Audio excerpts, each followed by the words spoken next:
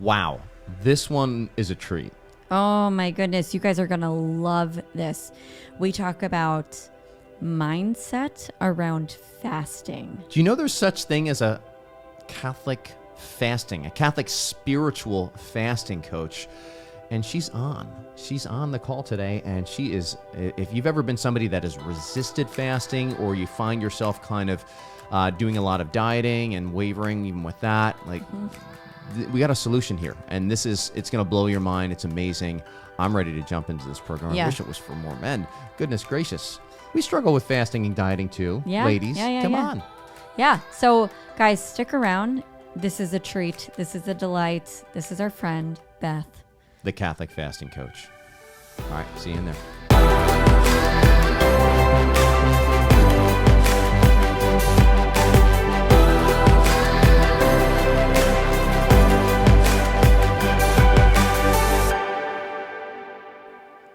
Hey, listeners to the Catholic Coaching Podcast. welcome back. We're cozy today. You can see us kind of close together. And whenever we're cozy, that means we got a special guest to come on and bring on the show here today. And I'm really excited about this one. We're releasing this in Advent time. Arguably, it's just like, oh man, shouldn't this be a more of like a Lenten focus? But certainly there's an application to the Advent season that's very appropriate here, because we're going to be talking about fasting. And that might trigger a couple of things in you when you hear fasting. Maybe you guys are really excited about it. Maybe it's something you're just like, not for me. Or maybe in some season of my life, I'll finally get into this fasting thing. I remember one year for Lent, I gave up candy canes. Oh. It was a hard fast for Wait, me. you gave up something during Advent? No. I can see your confusion. They though. were old candy canes? No, this was candy canes. My first Lent, I gave up candy canes, right? Now imagine how scarce candy canes are during Lent. Yeah, that must have been really hard. It was hard, and given the fact that candy canes are like on the right next to like circus peanuts on my list of temptations. Oh, I see. It was a strategic move. Yeah, it worked. I did very well that fasting. I'm sure you did. But if you struggle with fasting, this is going to be a great episode for you, because we have with us today a Catholic fasting coach, not just a Catholic fasting coach. Thank you, Aaron. But the Catholic fasting coach. Really excited to share with you today our friend Beth Bubick. Beth Bubick is certified over at the Life Coach School, same place where Aaron was certified. In fact, that's where you and Beth first connected. No, actually, I think it was before Beth. We'll talk about lied. that. I think it was before she went to the Life Coach School, but she had listened to their stuff and everything like that. But yeah, okay, we'll get into that. We'll tell Yeah. you our origin story with Beth. But nonetheless, Beth has been with us in a lot of our coach training programs. She's a certified Catholic coach through Metanoia Catholic, and she actually is one of the trainers in our Yes. coach training program. So one of the people that we really trust, not only to coach members in our academy, but actually to train our coaches to a certification standard. And without further ado, we're going to bring on the Catholic fasting coach, Beth Bubick. Hi, Beth. Hello, welcome. Hi, Aaron and Matt. How are you? Good. Good. All right. Good. So I'll let the activators talk for a while here. Yeah, you guys yeah, go yeah. for it. yes. So wait, okay. Let's talk about first our origin. How did we meet each other again? Can you clarify that? Because Matt was making things up. I do it from Okay. time to time. So, yes. And so we met each other. Well, you were in the Life Coach School and I was in the Life Coach School as well. But that is a 1-year program and I was 6 months behind you. That's And right. so as I was going through the Life Coach School, which was amazing, but I was like, is there anything Catholic about this? Is there something that is Catholic? And I just wanted to make sure. It seemed to be truthful, but there were things I was questioning. So I went to my computer and I Googled Catholic life coach, and only one name came up, and it was Aaron Ingold. Wow. And I believe this was the fall of 2020. And so I reached out to you. You had a little calendar, so I Yes, just make a little yes. session. And so I met with you for 30 minutes. We talked. I was totally hooked. Hired you for a coach. Then you had started the coach training program, and then I just went into there just quickly. I just enrolled. Didn't even think about it twice. And that's the end of that story. And yes, my friends, there is a Catholic anthropology to the model. Yes. And it's the reason cycle. And it just blew my mind. So Your program, though, what it did for me was it gave me the body soul composite component that I was missing. I was missing something with my weight loss coaching in the life coach school. So I didn't know I was missing it, actually. And then when I got into your school, I was like, oh my gosh, this is it.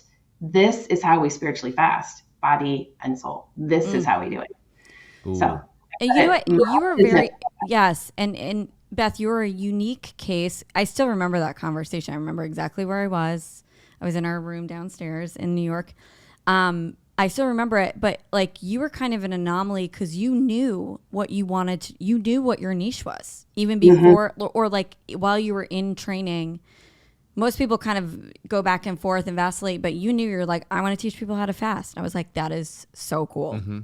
Can you teach me? I remember you telling me about it. It's like, I just got off the phone with this girl, this woman, Beth Bubeck. She wants to be a Catholic fasting coach. I was like, ooh, Slack, get out of here. What are you doing? Sorry, Slack. Let me tell you, first of all, my last name is Bubeck, but that's okay. I just put that in there. I married into that one, and I have to say that all the time. It's just Bubeck. Thank you. You can just call me Beth, the Catholic fasting coach. You can see that Bubeck is nowhere in my website or anything, so check that out. Because you have to keep telling people how to pronounce it. Yeah. But Erin, the reason that came about was because COVID, when that happened, my mom was in a retirement home, and I am the youngest out of 8 children, and all 8 of us are very close. 6 of us live in town here. We would see my mom almost every day. She was vivacious. She was 90 years old. She lived on the 2nd floor, doing great. And then the lockdown came. And month after month happened, and we couldn't get in, and her health started to decline, and we didn't know what to do. We were going to take her out at one point, but they said, no, it's going to come, we'll stop the lockdown at some point. And we were hoping and praying for that. And then her health really started declining. She started to, die basically. And we didn't know what to do. And so I had met you, and I had my life coach school sugar and flour elimination plan that they have over there, and what sugar and flour does to your biology, what it does to your neurology. And then you were giving me the theology. And so I was like, yes, biology, neurology, theology, it's all together, not to be separated. And I remember laying on the couch, and my mom was just bawling. And I remember putting my phone on my heart and just being like, okay, Lord, this is it. We're going to spiritually fast now, and I'm going to figure this out. And so I did, taught my sisters. And in 3 weeks, we were in the facility round the clock until she passed away on January 4th, 2021. And it was absolutely incredible. And I was like, ooh, I can do this now. I get it. Sugar and flour, that is really the reason why I couldn't go without food. And then we don't have to eliminate it. We can just delay it until Sunday, which is the day of the Eucharist. And it all just came together. Just like your program, how you say that the Lord just gives you this information, and you're like, okay, Lord, I got it. And then you do the research and you put it together, and he's entwined intricately in there. That's how mine was. He just kept giving me all this information, and it was phenomenal. The beautiful part with it too, Beth, is how, like, you had this desire in your heart to kind of abide with women. Right? And I don't know if is it men and women, or specifically women? Just a few men, mainly women. Okay, so, but the Lord was like, you're going to go through this first. And I'm going to give you the opportunity, and praise God for the grace and the wisdom to be able to see that opportunity and then move through it. Now, you engaging it with yourself, not saying how am I going to teach other people to spiritually fast, but how am I going to be transformed by spiritual fasting first? What did that do in terms of like how you came to understand how to move forward from there for abiding with other people in this area? Oh my goodness. So, of course it would come from my mom, right? So, she was just amazing. So I was like, okay, yeah, this is her last teaching on earth is to push me into spiritual fasting, which that part was just really amazing, first of all. But the main part was just that I just was like, okay, I've been dieting all my life to lose weight, and I had gained through COVID. I had gained quite a bit of pounds. I had 30 pounds to lose to get back to really where I wanted to be. And what was happening was, as I was spiritually fasting, and that was really the main purpose, to get my mom, to get us into that retirement home with my mom by her side to help her, 24 hours a day, I lost all this weight. And I was like, oh, okay. And then I was getting coached by Erin. And then I also had the life coach school coaching. So I was getting coached in my mind and in my soul. And I was going to the sacraments like crazy. I was going to daily mass. I was partaking of all the grace that I could. And then I was able to do it. I had this supernatural strength that came inside me. And I was like, wow, this is amazing. And people need to know this. People really need to know this. So then after my mom passed, I just called some ladies from church and got my sisters together and some family members. And I started a group Lenten class on Zoom. And I made it as I went every week and just taught them how to delay and pray. So to delay sugar, flour, and I threw alcohol in there too, because, we can talk a little bit later about like the biology of the sugar and the flour, but alcohol just kind of elbows its way to the front of everything and has to be taken care of. And a lot of times you eat because of it. So I put that in there. And then I realized that with goals, with really good motivational goals and desires, you can attain what you need to attain and what you desire. So I had a weight loss goal in there, and then I had a spiritual fasting goal. And that is the why that makes you cry. That is the one, like my mom, like I would be like, ooh, I just cry. I mean, I was like, okay, this is happening. And I had 100% belief that it was going to happen, by the way. I believed harder than I worked. So it was like, this is going to happen. I'm getting in there. And it happened. So it just, I think it was the sacraments, you have to get into the church to get the sacraments. And that was one thing we were missing with COVID, if you even remember how the churches were closed. And so, I realize now that was just a real time of despair, really, for a lot of us. There were some good things that came out of it too, but it was very difficult on the whole world.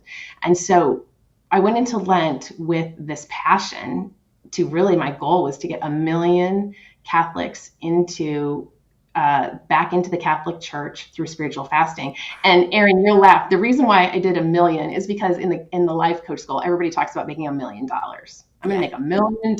I'm going to make $1 million. That's what I'm going to do. And I was like, okay, I'm going to get 1 million souls into their butts back into the Catholic Church through spiritual fasting. And if the Lord wants to give me $1 for each one, then I'm going to take that. So I will accept your gift, Lord.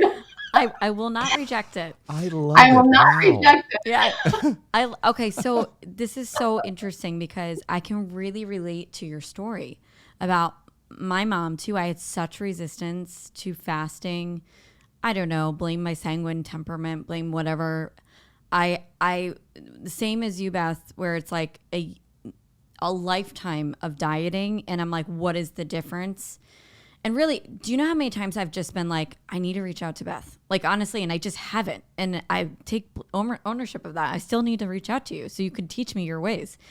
But I really the why that makes you cry, that piece, I think is so huge because I started the spiritual fasting for my mom, towards the end of her life as well. But it was really like, for acceptance for all of my family members, for like to continue to know that God is good through this entire thing, and there was just an abundance of grace.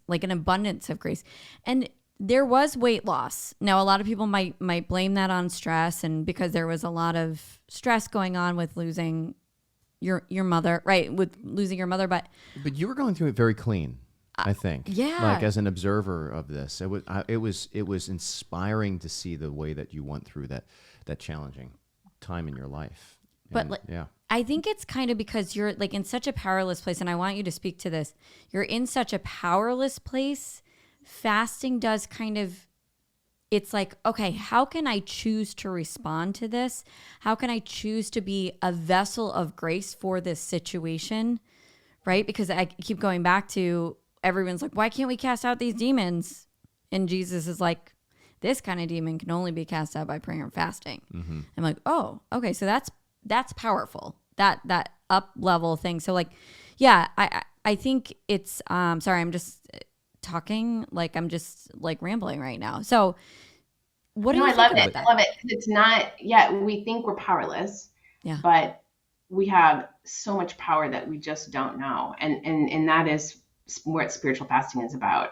And the Blessed Mother has always been asking me to spiritually fast. I had aunts and great aunts that went to all the apparitions around the globe. So I had a love of the Virgin Mary very early in my life. And so, but in my mind, I thought fasting, spiritual fasting, was either eating bread and water all day or not eating all day. And then, so I don't know. I just had this mindset. And then, I knew that the Catholic Church had said, well, on Ash Wednesday and on Good Friday, we're supposed to have one normal meal and 2 small meals, not to exceed 1 normal meal. And it's so funny because I was like, nah, that's not enough. I could do that easily. So That's let's kind try of my together. daily routine, actually. Yeah, that's more food than I eat actually in my Yeah, and then what's your normal meal compared to my normal meal? Yeah, Is right. your normal meal the drive-through with a fish sandwich, a Coke, and fries, or what are we doing here? So it's just, and I always was like, okay, what are we supposed to do? And the church is just giving us a little minimum baseline that we can follow and trying to get us to do something. But doing something twice a year, as we all know, does not create a habit, nor does it create a virtue. So the church is coaching us in the A line right now. Is that what's going on? I think so.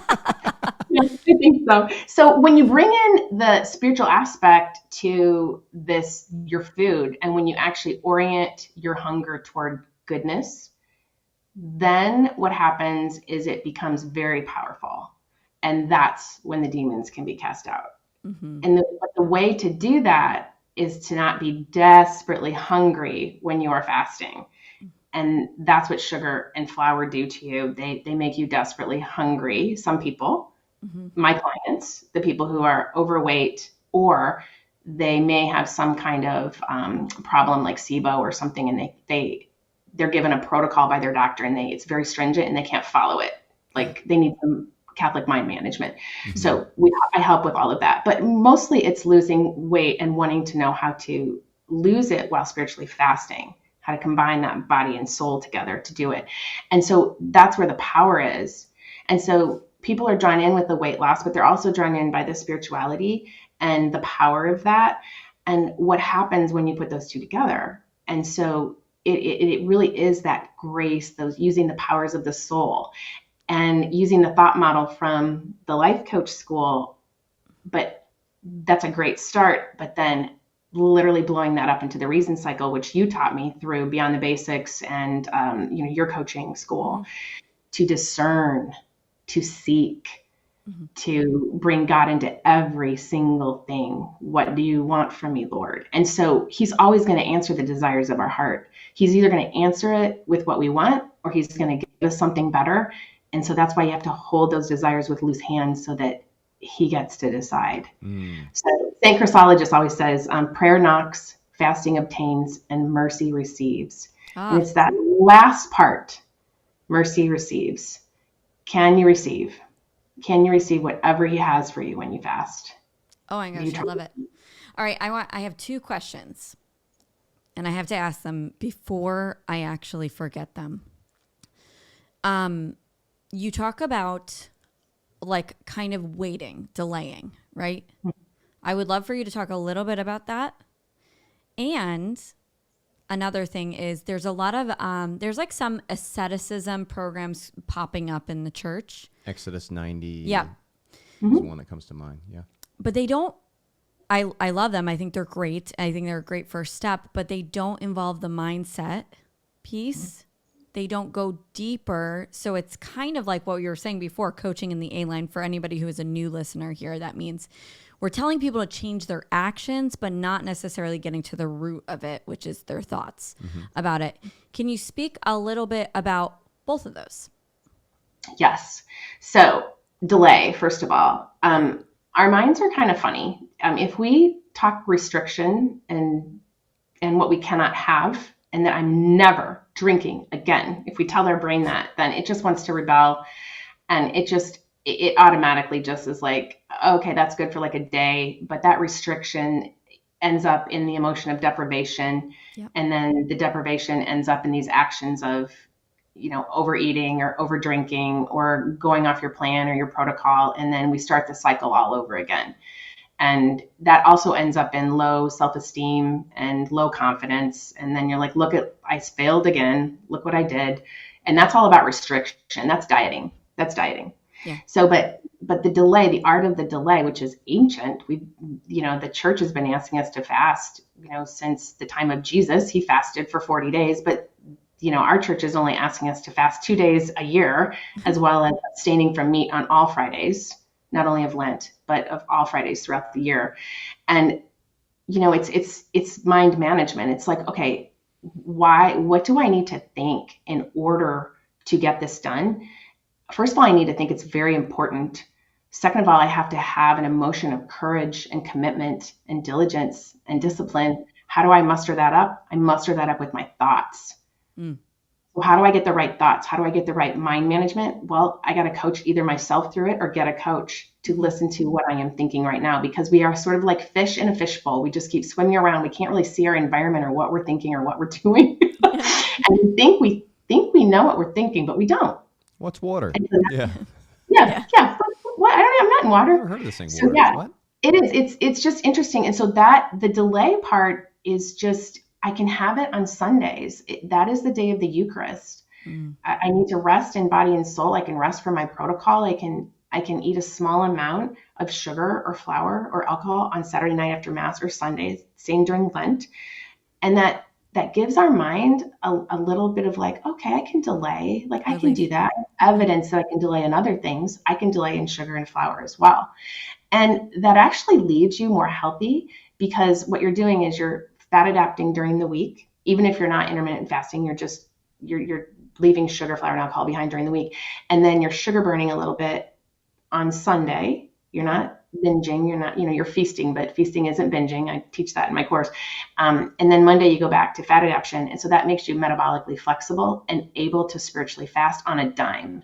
So like if something happens, like yesterday, I had an intention that came to me, and I was like, oh, I'm giving up my evening meal. And I sit before you, I haven't eaten since yesterday at 1:30 p.m. and I'm not even hungry at this point. And that's, I've always heard of people saying, oh my gosh, I heard about that. I'm going to fast for them today. Well, people say it, but do they do it? And what did they mean about that? For me, I'm older, I'm 57. I'm not pregnant. I'm not in any type of medical situation where I can't literally go without food for a while. So I do it. But that might mean something different for other people. They might delay, let's say, cream in their coffee. Let's say, they're going to delay that, or some other food item that they love, like that they were planning on having for dinner. Like instead of, they were going to have like broccoli and rice and steak. Well, instead I won't have the rice, or I won't have dessert, or I'll just have half the steak, that type of thing. There's all kinds of ways that you can delay what you really want.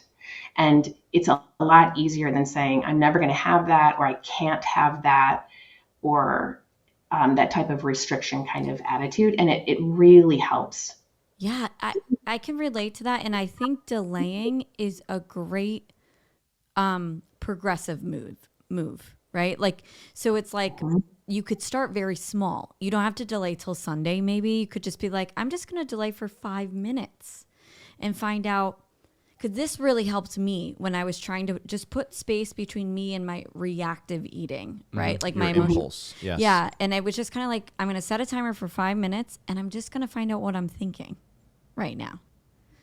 Right. Perfect. Like, and that's it. And then like 5 minutes goes off and I can still eat the thing. Like I just kind of gave myself that permission. But what I wanted to do was kind of create some space. So I feel like this could be a scalable model. And like, eventually you get to that. Which brings me to that's what happens when we do intermittent fasting. Mm-hmm. So we don't do, like, people will say, well, we start out with like 12 hours overnight if you're going to intermittent fast, if that's good for you, if you're not pregnant and you're not nursing and you don't have a health condition. So you might just intermittent fast just while you sleep. So 8 p.m. to 8 a.m. And then all we do is we add like an hour each week. There's the delay. Instead of, let's just go to a 16:8. And then we're going to just quickly go to a 20, :4. Like, and then people start to go, I can't do it. I'm so hungry. Because you never want to get super hungry. The whole point is to get moderately hungry. That's hard enough, believe me. believe me, it's hard enough. You don't have to be super hungry. You don't want to be there. On the hunger scale, I have a 0 to 5 hunger scale. We go to about 2 or 3. We try never to get to a 5, where I'm a -5, where I'm just starving. I've been there when I couldn't get to food. But I survived, by the way, too. I didn't die. You didn't So die. You're probably a little bit irritable at that point too, and there's a lot of things that are going on in your body, and I'd love to. One of the things you said, like, it's the neurology, the biology, the theology. I'd love to hear a little bit more, because this is what's beautiful here is like this isn't just an education for our mind. This is like an education in being human, right? This isn't how angels fast. This is how human persons fast, that have a body, that have emotions, that have neurons and neuropeptides and hormones and different, things going on in their bodies. And I love how you even had the considerations for people that are pregnant or they have some sort of a condition here. Can you speak a little bit to really this integration that you're seeing with the approach that you have that goes all the way from the person biologically and neurologically into the theology? Yes. So let's start with biology, because that everybody kind of loves to at least learn about the body. We don't like to get into our body emotionally, and that's later, but we like to learn about the body. And then we have to figure out why we can't do it, even though we know what's going on, right? Yeah. The sugar and flour are those concentrated substances that basically turn to glucose in our bloodstream. And so we have an insulin response from our pancreas. The insulin goes in, cleans up the glucose. Anything left over that's not used as energy is stored in our cells after a process as fat, if you're not going to use it right away. Like if you're not going to go out and move and run right after a meal or right after you eat. Okay, and you get an insulin response after you eat, anytime you eat. So that's why intermittent fasting is good for some people, even just 3 meals or whatever it is, to lose weight. Because if you're going a period of time without food, you have less insulin response, hence less fat storing. Okay, so that's going on, right? The insulin part of it. Well, then as soon as the insulin is released, and if you have a lot of it, like if you're eating, let's say 3 meals of fast food and you eat some donuts, in the morning, and you have a ton of insulin coming in, then what happens is your hormones can get imbalanced. So you have these basic hormones, ghrelin and leptin, and the ghrelin is the one that says, I'm hungry, you're hungry. Well, when your insulin is increasing, then your ghrelin keeps increasing and keeps saying you're hungry when you're actually full. Then comes the leptin, which tells you you're full and you should go move. And that decreases and says, you're not full. And then let's go to the couch. So it's just, can you see all of it is kind of the biology part of it when you're eating a lot or overeating, that is working against you with your hormones and the insulin response there. I can see even like how the vice of sloth is being made manifest biologically in the person. Yeah. Yes. And how many of us have gone to confession for years and years and years, confessing sloth and gluttony, and then praying to the Lord, please take this from me. Well, and then he kept showing me, honestly, like the last 5 years, he kept showing me like, it's the sugar. Psst. Yes. It's your McDonald's runs with your Put down the donuts. Yeah. And I was like, what? Okay. So then the neurology comes in, where you have this, the sugar and the flour, these concentrated substances give you this big dopamine hit that you were talking about. And that's the neurology. And that your brain's like, yes, that's a lot of pleasure. That's really good. Let's do this again. And it forms this really super highway neural pathway, right? And you just want to do it again and again. And the more that you do it, the more you want it. Mm-hmm. And the more sugar you consume, the more sugar you want to consume. And it gives you a really pleasurable feeling.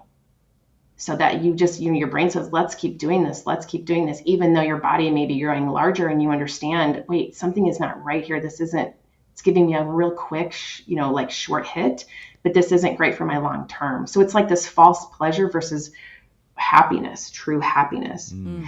And then what's crazy is we all know that there's like neurons in our GI tract, because serotonin is throughout our GI tract, sort of the happiness hormone. And so we know all of this like physical, biological, neurological information, but then we don't bring in the theology, our soul. Yeah. And so that's what I learned from you. So then it's like, oh, it's really about our thoughts and what I'm thinking, because I have to figure out if my thought is actually serving me. And the only way to do that is to send it up into my soul and discern and interrogate and prosecute that thought. Is this good for me? Is this really serving my highest good? Or is it something that's possibly a lie that somehow I learned? Or maybe it's even unconscious. I don't even know I'm thinking it. And then Erin had to find a lot of those in me when I first started coaching her. Like, there was just a lot of unconscious thoughts that I didn't realize I had. This will never work. This is unsustainable. Yep. I don't know if I could do this forever, that type of thing. Those thoughts never work for you. They don't serve your highest good. And so I had to shift them into something that would serve me. This is sustainable. This is going to work for me. And then I would, then you send those through the powers of the soul, and then your soul updates. The Lord updates your emotions. And then pretty soon you have your actions that are just like, this is what I want to do. I want to follow a food protocol. I want to journal.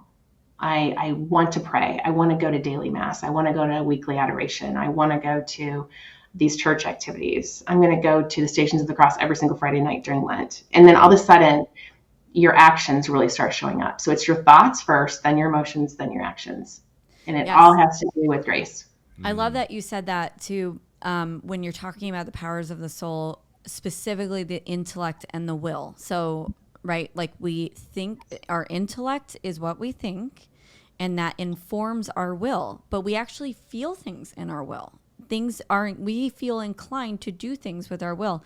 So it's kind of like this, what we would call a consequent emotion or a consequent passion. Yeah, and it's a little bit different than like a sense feeling that's there. It's a spiritual appetite as we understand it. And then you start choosing new things. In your free will, though, it's your choice. It's not white knuckling it. It's not resisting it. It's being like, oh yeah, this is kind of my greatest good. And like, I bet I would feel so much better if I did this. And it's not like you didn't know that before intellectually. It's just that your intellect has not presented the right evidence yet for that jury, right? Like for that jury who finally makes that final decision, which is our will. Like it doesn't bring out the best evidence yet. Mm-hmm. And I love the thing that you said. About that. Go, Matt. Go. Well, I love the thing that you said was, and maybe our listeners, it just went over their heads or they didn't really consider it, but you said, I send it up to my soul. Yeah. Right? I take this urge, this appetite, this feeling that I've got, and I send it up to my soul. And our soul is immaterial, folks. And this is where we lean on St. Thomas Aquinas's philosophy of psychology, where he looks at the mind and sees the material and the immaterial. And that part of the soul, or the soul, is immaterial. It's something that's outside of the body, and this is part of our imago Dei, this being created in the image and likeness of God. And it's one of the foundational elements that you brought up in the beginning, this body-soul composite that we are as human persons. And so when we're sending something up through the reason cycle, it's passing through that soul outside of our bodies, and it's processing, like it's being informed by grace there as well, and it's being willed. And when we will something, what happens is the will then mobilizes the body into action to take something that is a process, an understanding, a decision that is taking place outside of our bodies and starting to make it incarnate and sensory inside of our bodies. And I hear the soul work going on in what you've been describing. Yeah. Oh, absolutely. Absolutely. And then, lately in Beyond the Basics, Aaron and Matt's latest course, we have been talking about emotions and discerning emotions. And I've always heard through the life coach school that overeating and overdrinking is equal to underfeeling. Mm-hmm. Total truth. It's the truth. So when you're overeating and you're overdrinking, there's just some feeling you don't want to feel, or some pleasurable feeling that you want to feel. Mm-hmm. And that is a false pleasure. And so, but it's taking that to another level. So, okay, what do I not want to feel? And let's just discern it instead of change it. Like, let's discern the emotion. Is it indulgent? Is it antecedent? And what are those emotions? And then how do I change those to consequent emotions that are actually going to serve me? And that is the part that is just beautiful. And I've been teaching in my course lately. And we are looking now for indulgent emotions, such as, do I sit in confusion? And when I'm in confusion about whatever it is it my children? Is it my business? Is it my life? I mean, what is it? When I sit in confusion, what does that do to my actions? That feeling of confusion might make me eat or drink, right? Because I'm like, I'm so confused. I just need a drink, or I'm so confused. I'm just going to go drive to McDonald's or, go get a candy bar or whatever it is. So it's interesting. That's an indulgent emotion. And we can find the emotions underneath confusion and figure out what's the actual antecedent emotion that is not working towards me, that's not working towards my highest good, that's not serving me at all. And if I can find that emotion and then update that emotion, ask the Lord into it, and he can update it and actually feel it in my body, literally feel it in my body. And what does that feel like? And then ask the Lord into it and have him update it. And then I feel so much better. And then when it comes around again, I'm like, oh yeah, this is confusion. This is just confusion. Mm-hmm. And I'm trying to think of what would be underneath confusion. It's usually some kind of despair.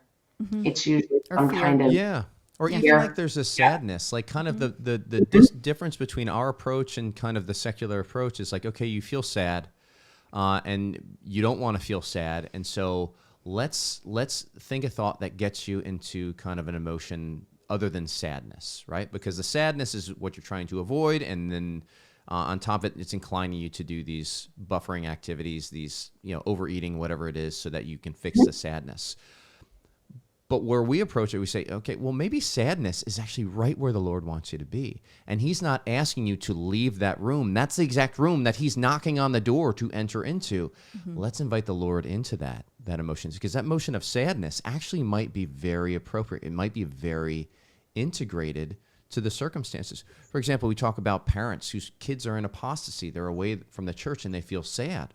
Mm-hmm. Well, that's a very ordered emotion. We don't want you to stop feeling an ordered emotion, but we want it to be a place where you're meeting the Lord, right? Mm-hmm. And you're experiencing, he's inviting you to share in perhaps his own sadness at the thought of one of his children being away from the church, the same way that he felt sad and he wept over Jerusalem, right? Who he desired to bring close to him. And there's a union that takes place there. Mm-hmm. And suddenly that sadness isn't something you're trying to avoid. It's been transformed to a place of deep intimacy that's there. But if we just thought swap away from it, we miss that intimate opportunity. And that's the one we're created for, that intimacy with the Lord. That's the beatitude. Mm-hmm. And the vehicle to get there is the sadness, not avoiding it. Mm-hmm. So that brings you to the second half of the delay, which is delay and pray. Mm. So if we can sit in the sadness and we can just let it flow through our bodies for as long as it is, could be grief. If somebody has just died, I mean, it could be a number of things why we're feeling the sadness, but just say to ourselves, this is sadness. I'm feeling sadness. I don't need a drink. I don't need to eat. The Lord is with me. I'm going to go pray. I'm going to say my rosary. I'm going to say my liturgy of the hours. I'm going to go over to adoration.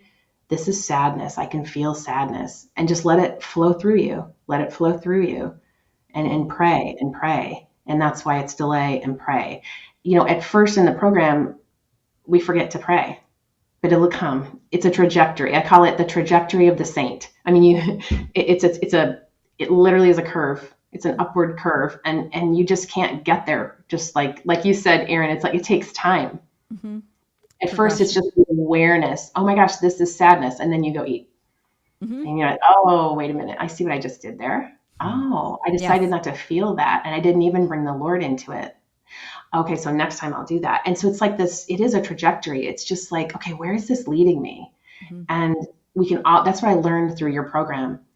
If it's not leading us towards Christ, then we don't need to follow it. We can choose not to over time. Mm. I love it. There's so many things I want to say here. Because even just bringing Christ into that, to that emotion is so powerful. That's been very helpful for me. Even reflecting on pieces of the Passion, times where Jesus took on our sorrow, willingly took on our sorrow and felt it in his body because he was human as well. Mm-hmm. But another thing I want to speak to, anyway, I'm going to finish that thought. So he took he took on sorrow. We get to unite that sorrow with him. We actually like that sorrow that we don't want to be feeling gets to be so fruitful in prayer. Mm-hmm. And he also always finishes the story, because we can only see it from the sorrowful side, but he gets, like, when we bring him into it, he finishes that story. So I'm so happy you're using this stuff in your work. I think it's so powerful. But another thing that you said, Beth, is that you feel the emotions in your body. I always think of theology of the body here. And this is where the passageway between our mind and our senses, that's what an emotion is. This is what it says in the catechism. An emotion is the passageway between our mind and our life of the senses, like what we're feeling. And so I think this is really, it's fascinating, because so often we want to throw out our body. We don't want to revere what we are experiencing in our body. We want to ignore it. Mm-hmm. And could you speak to that? Oh, yes. So I think it says in the Bible, like 34 references to glorify God with your body. And that is there. It's scriptural, and our body is the temple of the Holy Spirit. We know it, but sometimes we just don't get into our body. Even though at church, at Mass, we're constantly kneeling and sitting and standing and reverencing with our body. But then what goes into our body? How do we use our body? And what are the emotions that are actually passing through our body? I mean, emotions are a cascade of chemicals that are happening within our bodies. They're in our bodies. By God's design. You what? By God's design. Yeah. By God's design. Yes. That's right. And so if we're always in our heads, if we're just always thinking, and we're never just feeling the emotion, and then what is that emotion? What is the opportunity that God has for me in this emotion? I call urges prayer paths. Sometimes like I have an urge, and what's the urge for? I can just eat it. I can drink it. I can resist it like a beach ball and push it under the water just for it to be popping back up at full speed. Or I can sit with it and wonder, like, what's this urge for? What does the Lord want me to do in this moment? And I can just feel it. What are these chemicals doing in my body? Like, what's happening here? How can I help? How can the Lord help? And actually figuring it out. This is best done with a coach, by the way. It's real hard to do this by yourself, especially at first. Once you can learn this through a coach, then you can start doing it by yourself, and it's very efficacious. But at first, it's very hard, because you're taking yourself through it, and it's you're self-coaching, but it's difficult because you need somebody to ask you the right questions. I mean, I have a coach. I have an amazing coach who is actually a doctor, and she's a doctor of psychology, medical doctor and doctor of psychology. And so, and she's not Catholic, but she gives me all the medical stuff, and then I have the Catholic integration, and we work really well together until I can find somebody like this that's Catholic. So, if you're out there, get a hold of me. Any doctors want to go through a program? Right. Yes, please. Yes, please. The whole you need a coach piece. Again, this is falling back on our Catholic anthropology here as well. I mean, it's not good for the man to be alone. And God has designed it so that nobody gets to heaven by themselves. It's just not possible for us to do. And one of the reasons why I think we talk a lot about human formation here at Metanoia Catholic and the Catholic Coaching Podcast, one of the reasons why I think there's been kind of a neglect of the human formation and a real focus on the intellectual and the spiritual formation is because giving somebody knowledge is scalable.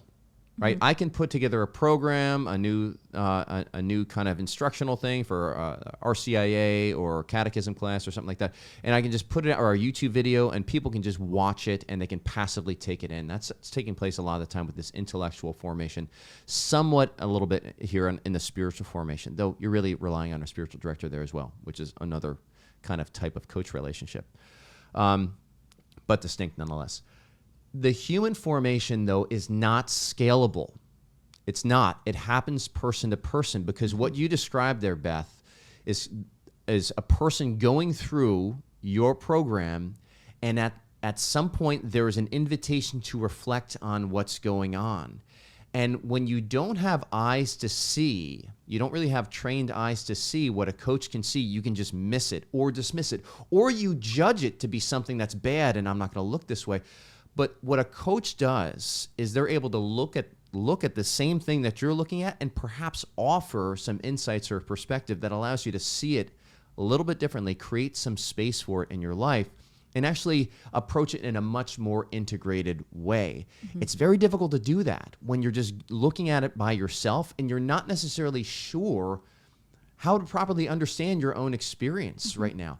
And we know this, even in the military. One of the things I loved when I was in the Marine Corps, we always had, when you're a platoon commander, you're young, you're like fresh out of the basic school, and you get 46 people that you're responsible for. Well, one of those 46 people is your staff sergeant.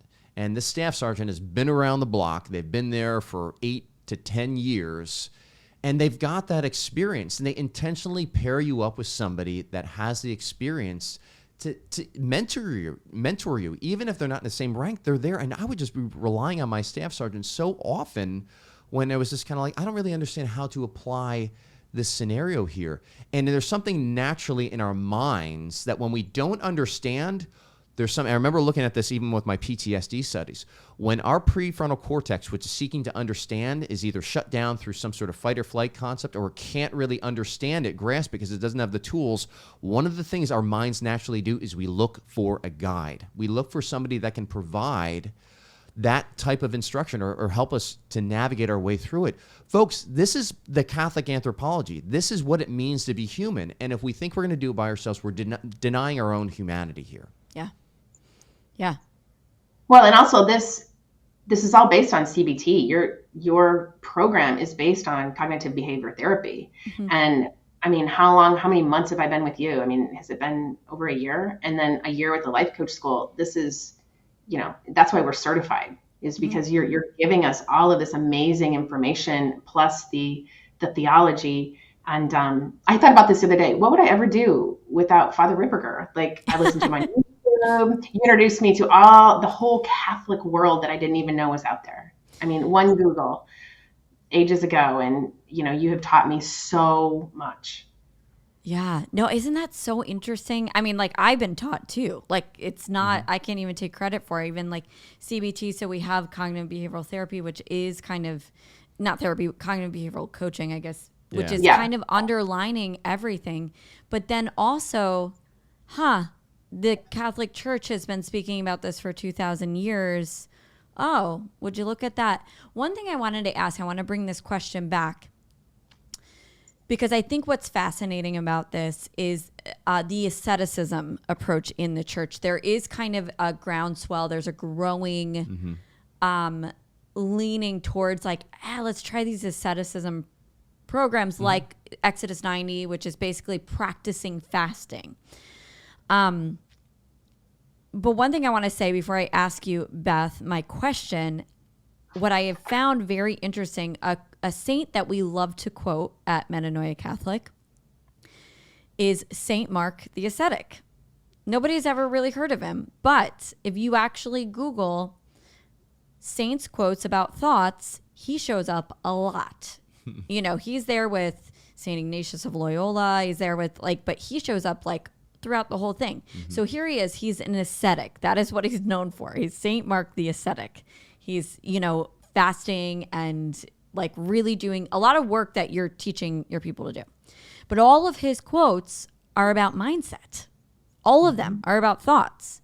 One of my favorites is, when you sin, blame your thought first, because if your intellect didn't lead, your body would not have followed. Right? So I'm like, this is the model. This is when you binge eat or break your fast, blame your thought. Yes. So my question to you is, if an asceticism program came and reached out to you, Beth, and said, hey, how could you improve our program? What would you do? Oh, wow. Well, it would definitely be the Catholic mind management piece.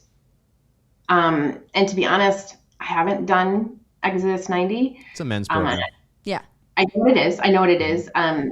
I'm sure they have the body soul composite. Do they Do they have the body? Matt went through it. Like these are men who are very well formed. And so I went through it, and what they do have is they have some great things in the reflections that are, and they even right out the gate, like it's just like they invite you to say, what's your big why? And even on the app, you can record your big why. And we had one of our podcasts that we did last year when I was going through it, or 2 years ago when I was going through it, was me kind of working through my why to stick with those things.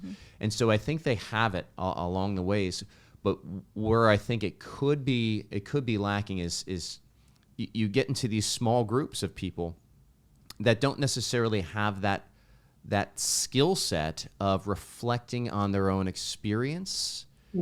And so thoughts. they can kind of share, but it's like what I know now that when I'm coaching, it's just like, no, let's spend a lot of time on the mindset. Don't just talk about where you fell that day. Like the next question to go into is like, what were you feeling when you fell? What were you thinking?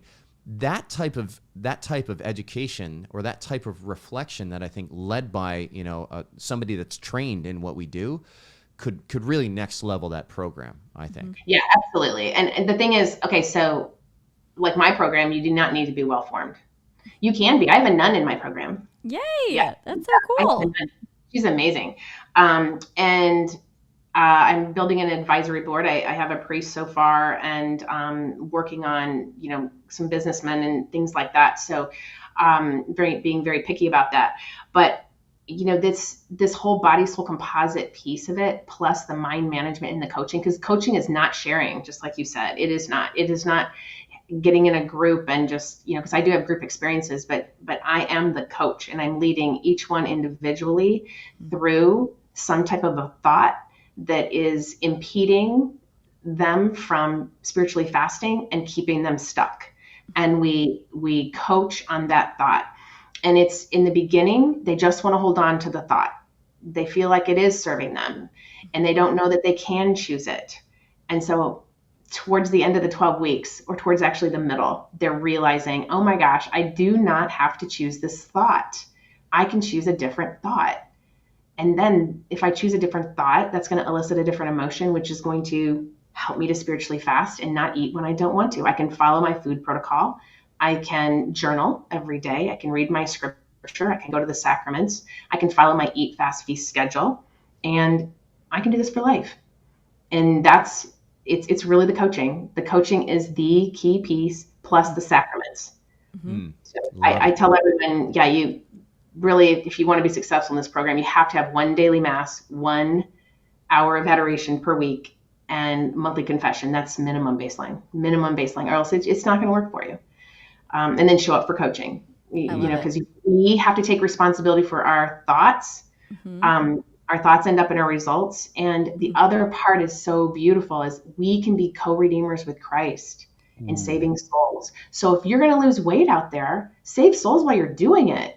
Don't do it just for yourself. Instead of being outside, trying to figure out your outside, let Jesus transform you from the inside, and then it'll be apparent on the outside. We're going to start with the transformation on the inside, because Jesus is really the change agent, and he's the one that's going to do it with your cooperation. He has to have your cooperation. You have to do the work. Let's do it. Tell me all about the program. Yeah, Beth. yeah. Like, tell everyone about Can we get into when's it start? Can we do Can it? you join anytime? Like, do husbands and wives go through it together? Wink, wink. Like, how Is does there a it? deal? How does it work? How does it work? How does somebody get started? All right. So I have a 12-week program. I have a group experience program that's starting in middle of January. I'm just ending my last one. I just hired 2 people, so we're taking a little bit of a break here in December. We'll start launching it in December. I'm growing by leaps and bounds, so I need people to help me. So those people are this amazing team that I have is going to help me actually create even a better experience than it is right now. So that information will be going out. So all you have to do is get on thecatholicfastingcoach.com and sign up for our newsletter, get on our email list, and all that information will be going out. Now, I do have spots open for private coaching, one-on-one private coaching. You still get the course. It's just one-on-one. There is no group. And you can start that right now. So you can go to the website, schedule a mini session with me, and I'll give you 30 minutes of free coaching, see if you want to join. And then you get private coaching. If you're into the group coaching experience that goes over Lent, then it's going to be the best Lent you've ever had. So I will teach you how to delay sugar, flour, and alcohol until Saturday nights and Sundays. And you will arrive on Easter morning and you will walk out of your own tomb and into the arms of Jesus weeping. I can guarantee you. It happens to me every Lent. My Lents now are phenomenal. So that starts in January. But I do have the one-on-one private coaching. And then my third product is really the membership. It's called the Keep Fasting membership, and it's for all alumni. So you either have to have gone through 12 weeks of the one-on-one private coaching or the group coaching experience. And then you can sign up for the membership on the back end per month.